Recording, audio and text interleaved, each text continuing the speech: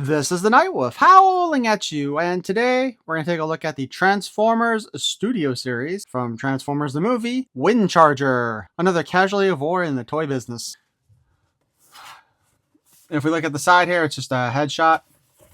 If we look at the other side, it's just destruction on the Earth base. And on the back, we see both vehicle and robot mode, obviously not to scale with each other. And then he comes with a blast effect slash, well, I guess it's a blast effect period, right? To note, we have Windcharger. Windcharger uses his magnetic powers to fight the Decepticon. I'd be at a loss to tell you where that power came from, honestly.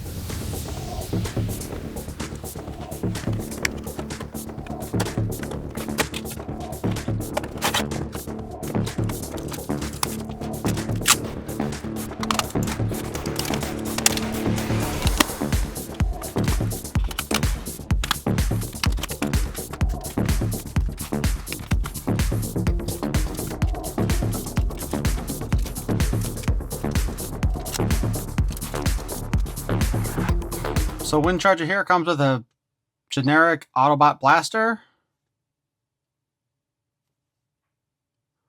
and his weird little blast effect thing. By the way, it looks like it's clear plastic then painted over with a transparent paint, because there's like no paint in the center here and no paint over here where this thing is. So I think they painted the back of this and then didn't hit those parts, and that's why it looks like that. Because if they painted this in the front, everything should be coated. That is a weird cost-saving measure, and it looks kind of awful.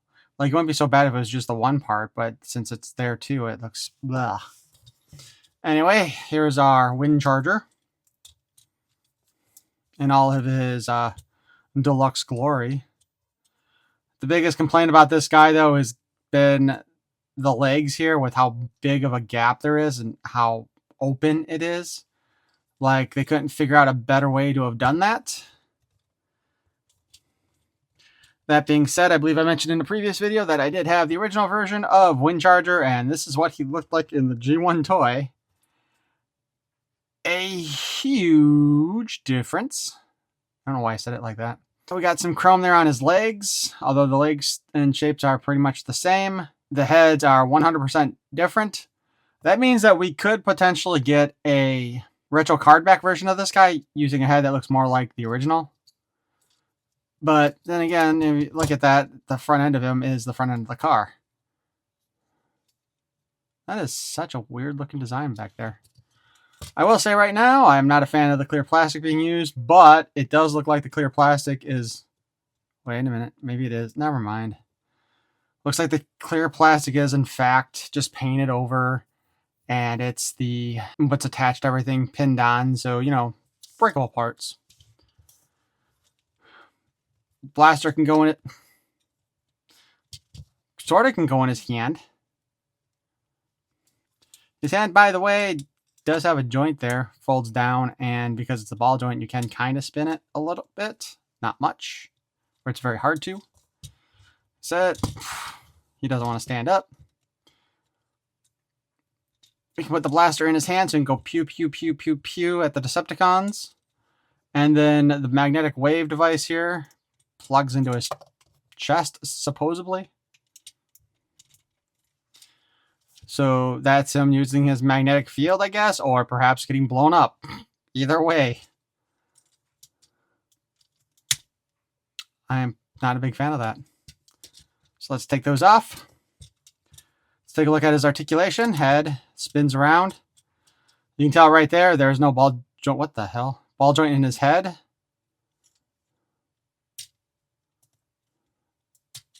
But apparently... you can get him to look up and down with this little switch on the back of his head. That's a very unique thing, and I am surprised they put that in there. That is so weird.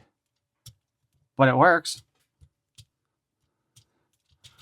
But the thing can spin around on that joint. Oh, we now got backwards. Arms can hinge up. And you can move it over a little bit here by moving that, which is probably part of the transformation, to be honest with you. spin at that joint. We have a bicep cut. It does spin right at that area. And we got a single elbow joint. Only does about 90 degrees. Well, almost exactly 90 degrees. As I was saying before, you can kind of spin the hands on here, but not a whole lot, and it is tough to do. We do have a 360 spin at the waist here, and if you look at that joint, it feels like that would not be that hard to pop it off of there. Yeah, like so. Super easy. Barely an inconvenience. We can kick forward, and we can kick back, and again, the side of the legs look awful. Then we can do the splits on the side here, like so. Cram those back together. We have a thigh cut. We have a knee bend. Although, again, this is kind of hard to do. I'd say it's a little less than 90 degrees. And the rocker is built in up at the top here of the foot. I guess you'd call that the foot. So you still have a rocker for back and forth there. But yeah, the sides look awful on those feet. Everything else here, it's not too bad. I mean, it's not great, but it's not terrible either.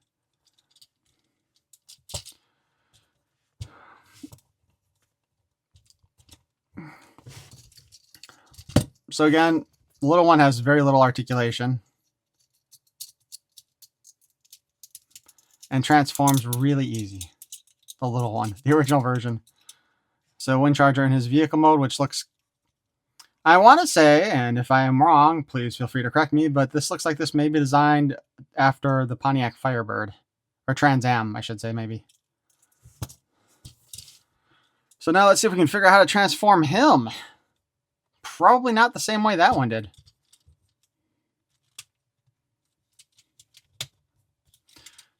Okay, we can pull the back out there.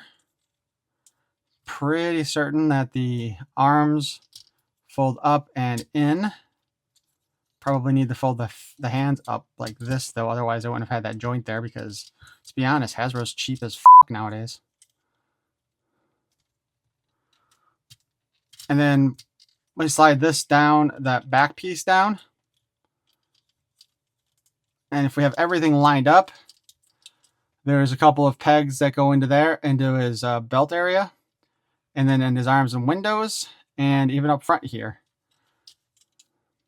So then everything else is his legs turning into most of the shell of the car. So we'll pull that stuff out, pull that forward like so. Flip the wheels out. Like that.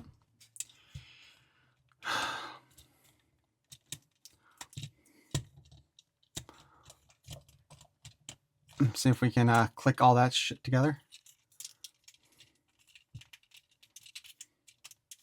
Something tells me the easy part is already done. All right, so now let's bend this all the way through here.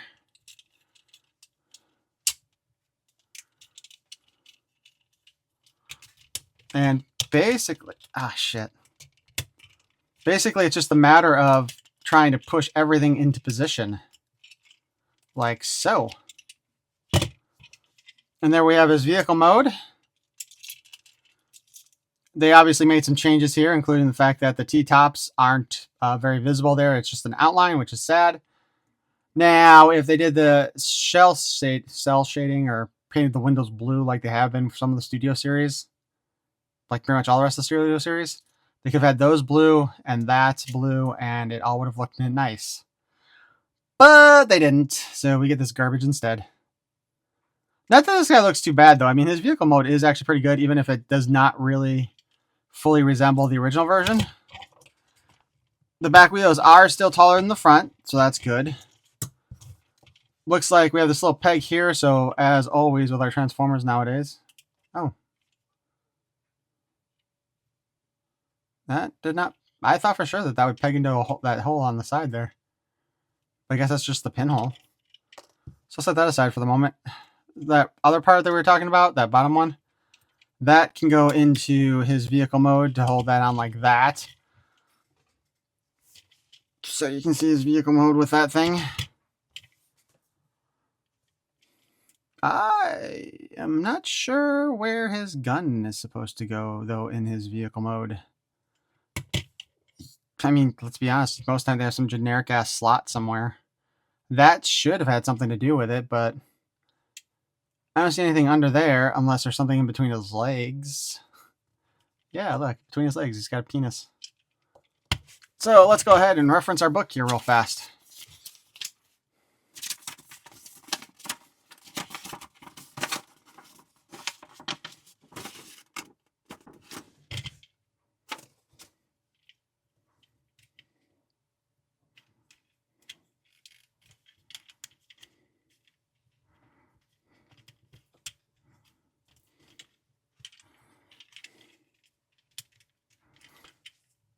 So his gun pegs into that tab there, apparently, to sort of resemble a exhaust pipe. Seriously, that was weird, though, that it had that extra tab on it and it didn't do anything. Oh, and it's got the slot on both sides there, by the way. So you can do it on either side of the car if you want.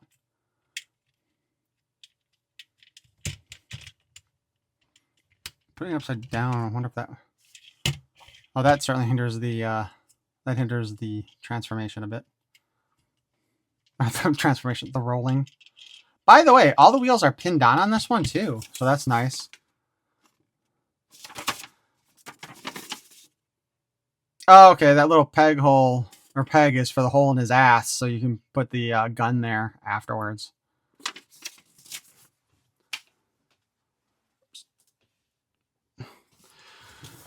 Alright, so this is our Windcharger transformed. He rolls real well with those pinned down wheels. He goes pretty straight too.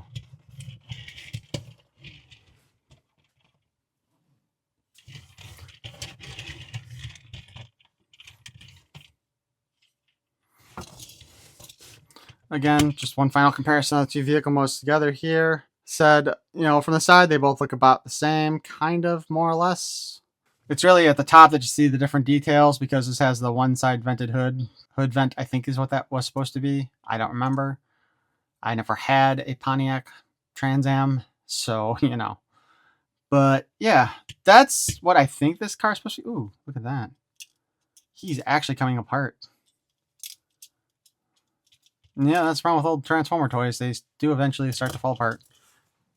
I mean, if we're being honest, when you compare the original one to the Studio Series, you can definitely see how far we have come with the Transformer toys. Granted, the one was probably like $2 when you first bought it, and this guy was almost $30 by himself. But, you know, yeah, I'm not that happy with the prices Hasbro charges either, to be honest. Oh, shit, I mistransformed him into robot mode. I left his wheels out. Oh, well, I don't care. Isn't that terrible? It makes him more look like the original toy, to be honest with you. But as far as this Windcharger goes, he's not a bad little figure. I am honestly surprised that they have that little lever in the back of his head so you can make his head go up, face go up and down, you know, whatever. So that is a bit of articulation I would not have expected. And to be honest, it's kind of interesting because I don't know if he qualifies as a shell former or not with the way he works, because let's be honest, the majority of his vehicle mode is in his legs and just kind of folds up and covers the whole thing. This is a far cry from, say, RC from, well, just about any RC, to be honest with you, but especially like Cyberverse. But I definitely have to give the engineering team credit for being able to do that with this figure and have it look that good in vehicle mode. Like, his vehicle mode does look good overall. Probably matches the cartoon better than the original toy does, mostly because of licensing, I'm sure. But yeah, this guy's fairly impressive. If they'd found a way to fill in the leg gap, though, he would have been like perfect, I think. Now, there is another version of this guy, or this mold, this Transformer. My brain is not functioning right now, and I cannot remember what the name of that character is, but it's the white version of this guy. So he's, I think, already been announced, and I think he's supposed to come out sometime this year. I don't think he's gone up for order yet, though. But like I said, overall, this isn't too bad. He'll be a nice little display piece. But why don't you guys let me know what you think in the comments below? And if you enjoyed this look at our Studio Series Windcharger prior to his death, please feel free to smash that like button the way Windcharger got smashed by the Decepticons. And if you want to hear more of my nonsense in the future, you can subscribe. Perhaps you might even want to go ahead and poke at that notification bell a little bit. Thank you for watching. Peace and love. Just a quick note, it's been kind of a hectic weekend and I have not gotten very many videos edited, so this may be the only one that goes up this week. Sorry about that for for anybody who regularly watches my channel. There's this little spot in the back where you can put the blast effect on his back, and to me it kind of looks like he's doing a massive fart.